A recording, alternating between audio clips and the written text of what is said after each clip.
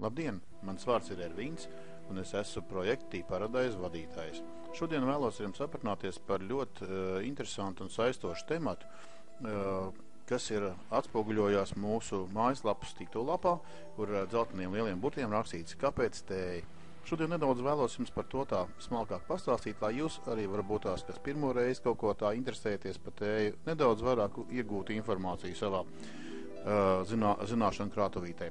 Tātad, kas ir tēja? Tēja ir augs, kuras latīniskais nosaukums ir Camellia sinensis, un ļoti daudz cilvēku šodien jebkuru citu augu, teiksim, dēvē par tēju, kaut gan tas nebūtu gluži pareizi. Tātad tēja, tas ir Camellia sinensis augs, kas aug Ķīnā, aug Indijā, aug Taivānā. Šodien nedaudz pasaucīšu par to, ko tad šis brīnišķīgais augs jums var dot jūsu veselībā. Un par to ir sarakstīti ļoti daudz grāmatas, un par to ir veikt ļoti daudz pētījumu, ko tad mūsu organismam un veselībai vispār šis augs var dot.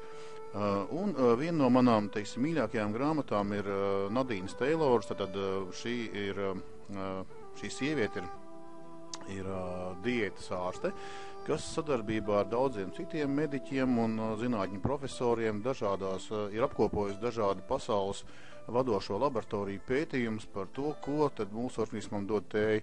Un kā jau šeit jūs apakšā mājaslapā varat nedaudz arī aplūkot, es esmu uzrakstījis, ja.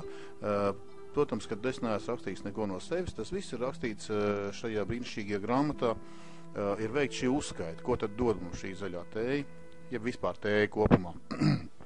Un tātad, principā, nedaudz arī varbūt tās tāda atkāpība, ne tik daudz no sevis, bet tā kā varbūt tās, kā ir rakstīts šajā grāmatā, mazliet citēšu. Ja? Tātad 20. gadsimta 70. gados slimību pētnieki pārsteigti atklāja, ka cilvēki, kas lieto mērenā daudzumā noteiktu dabisku vielu, šķiet apveltīti ar lieliskām aizsargspējām pret vēzi, sirdslēkmēm, insultu, infekcijām, caureju, zobu karies un citām kaitēm. Turpmākajos 25 gados zinātnieki pētījumi tika veikti visā pasaulē, gūstot apliecinājumu, ka šī brīnumviela spēja aizkavēt kancerogēno vielu iekļūšanu šūnās, atturēt audzēju veidošanos un attīstību, regulēt holesterīnu līmeni asinīs, vājināt insulta risku, samazinot iespēju veidoties trombiem, kontrolēt asinsspiedienu, samazināt epileptiskas slēgsmes risku laboratorijas dzīvniekiem,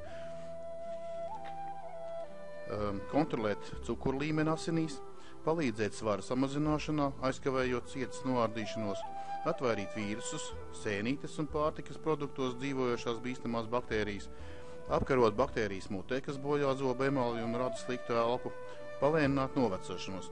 Protams, kad ir vēl daudz citas, kas ir grāmatā minētas lietas, ko tad principā veids, ko dod mūsu organismam šis brīnišķīgais augs Camellia sinensis, tātad tēja.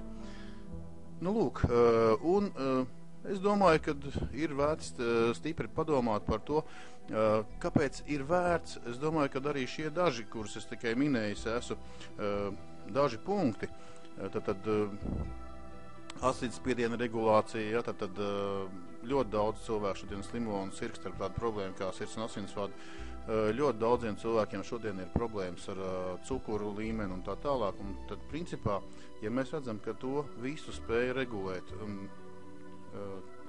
tējas lietošanu, tad es vienkārši domāju, ka veselējiem saprātam mums būtu jāpasaka priekšā, kad ir jāsāk, varbūt tās nopietnāk, padomāt par šo tēmatu un varbūt tās, kad ir jāpieņem kāds lēmums, kad ir vērts kaut ko sākt mainīt.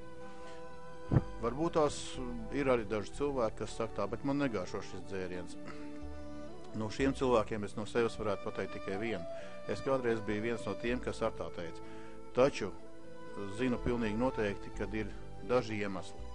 Viens no šiem ir tas, ka cilvēks nekad mūžā varbūt tās nav vēl pamēģinājis patiešām labas kvalitātes labu tēju, un otrs ir tas, ka varbūt tās arī labu tēju ir pamēģinājis, bet nav pareizi pagatavot.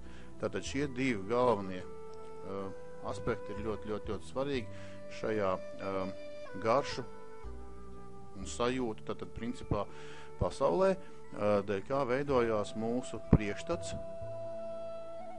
un mūsu, teiksim, izvēle, vai mēs vēlamies lietot šo dzērienu vai nevēlamies. Protams, kad visi tie cilvēki, kas saka, man ne īpaši garšo tēju, es iesaku tomēr nedaudz pamēģināt, paeksperimentēt, jo tāpat tēja ir ļoti daudz šķirnes, ir daudz dažādas variācijas. Ir baltā tēja, zaļā, dzeltenā, ir sarkanās tējas, ir oolonga tējas, ir puēra tējas. Tātad, principā, es uzskatu, ka cilvēkam vienkārši vajadzētu nedaudz paeksperimentēt, pamēģināt.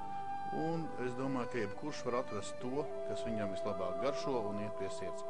Nu, ko es novēlu visiem atrast sev vispiemērotāko tēju, jo jebkura tēja ļoti daudz ko dod cilvēku organismam. Tā kā šī grāmatā ir rakstīts, ka zaļā tēja ir visbagātākais augs augu valstībā ar antioksidantiem un vitamīniem. Protams, kad arī tāpat saucamās tautā melnā tēja, ko ķīnieši paši dēvē gan par sarkano tēju, arī sevī satura ārkārtīgi lielu daudzumu antioksidantus un vitamīnus. Nu ko, visiem novēlu izdarīt pareizi izvēli un baudīt labu tēju. Lai jums laba veselība un mošs gars un prāts. Uz redzēšanos līdz nākošajai reizei. Ar jums bija Ervīns.